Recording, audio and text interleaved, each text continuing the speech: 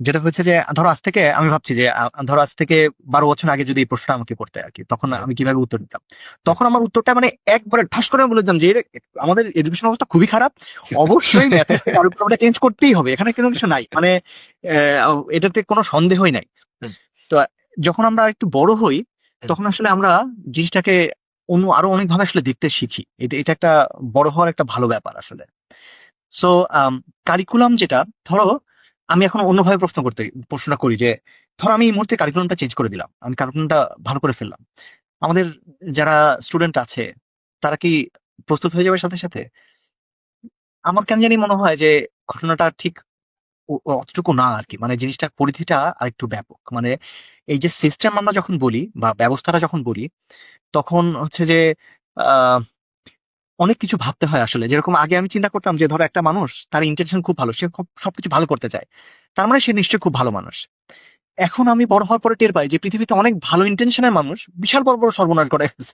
যাদের খুব ভালো কিছু করার ইচ্ছা ছিল, কিন্তু আসলে তারা ভুল কাজটা করছে। এরকম এরকম জিনিস পৃথিবীতে আসলে অনেক, আমি ওখানে অনেক ডিটেলসে যাচ্ছি না এখানে। হুম। কিন্তু তার মানে তুমি কি করতে চাচ্ছ, এটা করলেই, যেটা মানে তুমি ভালো ভাবছো যেটাকে, সেটা করলেই যে খুব ভালো কিছু হয়ে যাবে, ঘটনাটা এরকম না আসলে। মানে এই জিনিসটা নিয়ে কিছু কিছু তোমার এক্সপেরিমেন্টাল কিছু জিনিস করে ওই জিনিসগুলো দেখতে হয় যে আহ, এটাই এটাই ভালো উপায় কিনা। তো ধরো কারিকুলাম চেঞ্জের কথা তুমি বলছিলে, কারিকুলাম চেঞ্জ অবশ্যই কিছুটা করা দরকার আছে বলে আমি মনে করি। এবং সেই চেঞ্জগুলো করার পরে কোনো একটা উপায় অবশ্যই থাকতে হবে যেটা দিয়ে তুমি মেজার করতে পারবে যে এতে ছেলেমেয়েদের উপকার হচ্ছে কিনা। এই পার্টটুকু তুমি যদি না থাকে, তাহলে কারিকুলাম চেঞ্জ করাটা উচিত না।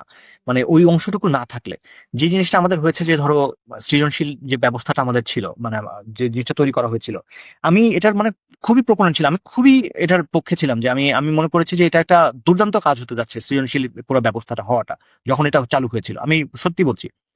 কিন্তু একটা সময় গিয়ে আমরা কিন্তু টের পেয়েছি যে সেটা যা কিছু করার দরকার ছিল সে কাজগুলো সে তারা করতে পারে নাই, কারণ হচ্ছে আমরা এই জিনিসটাকে এক্সিকিউট করতে পারি নাই। আমরা যতটুকু এক্সিকিউট প্ল্যান করতে করা পারিনি। দরকার ছিল এটার এক্সিকিউশনের যে জায়গাটা, সেটা আমরা করতে পারিনি। ফলে যেটা হয়েছে, এটা ভালো করার থেকে খারাপ করেছে বেশি, এটা আমার কাছে মনে হয়।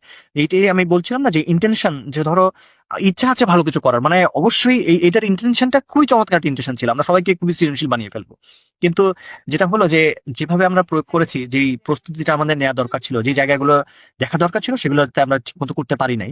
এবং যেটা হয়েছে যে এটার থেকে আরেকটা জিনিস যেটা করা দরকার ছিল যে আহ এটার থেকে কি কি হচ্ছে সেই জিনিসটা ইভালুয়েট করা, যে আসলে আমরা কতটুকু আগাতে পারছি বা সেই জিনিসটা হচ্ছে কিনা, সেই জায়গাগুলোও ঠিক মতো করা হয়নি। সো ওই ওই পার্টগুলো না করা হলে আমি আসলে এই এই যে কারিকুলাম চেঞ্জ করা, এই জায়গাগুলোর পক্ষপাতে আমি শুরুতেই না আর কি।